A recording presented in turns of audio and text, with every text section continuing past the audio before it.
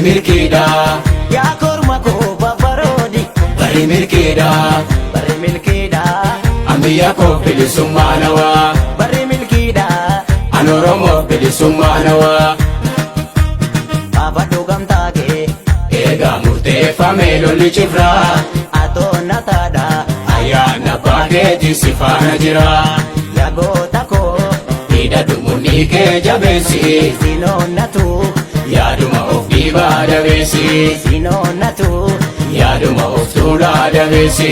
sinoonnatu Yaaduma of tuulaa dabeessi.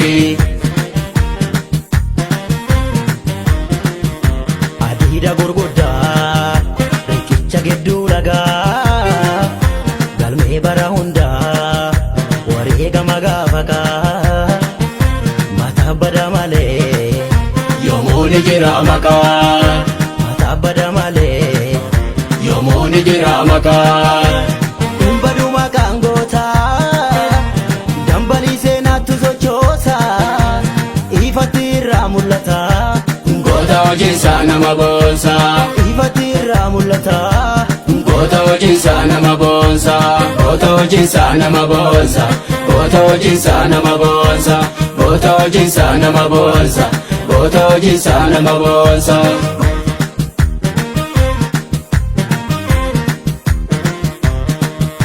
addaan baanee waan turuun fakkaatu yoo jabaannee guyyaan akka dhiyaatu laga gamaa gamanaa riikichi tole walitti ceena waloon irra golollee laga gamaa gamanaa riikichi tole walitti ceena waloon irra golollee.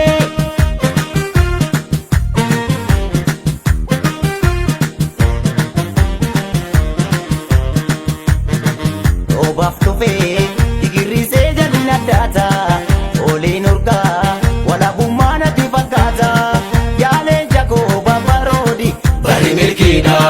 yaa korma koo babbaroodi Bari milkiidha. bari milkiidha Biyya koo bilisummaa nawaa. bari milkiidha An Oromoo bilisummaa nawaa. baafadhu gamtaa kee Eegaa murteeffamee lolli cifraa. atoonna taadha Ayyaana baakeetii si faana jira. yaa goota koo Hidhadhu mudhii kee jabeessi. sinoonnatu Yaaduma of dhiibaa dabeessi. sinoonnatu Yaaduma of tuulaa dabeessi. sinoonnatu Yaaduma of tuulaa dabeessi.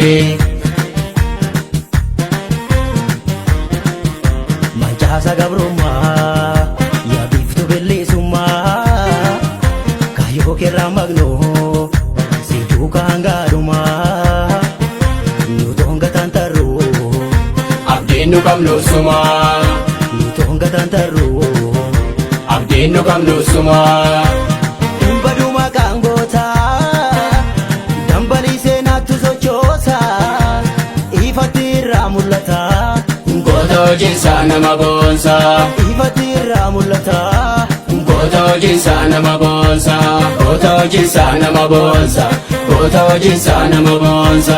Goota hojiinsaa nama boonsa. Goota hojiinsaa nama boonsa.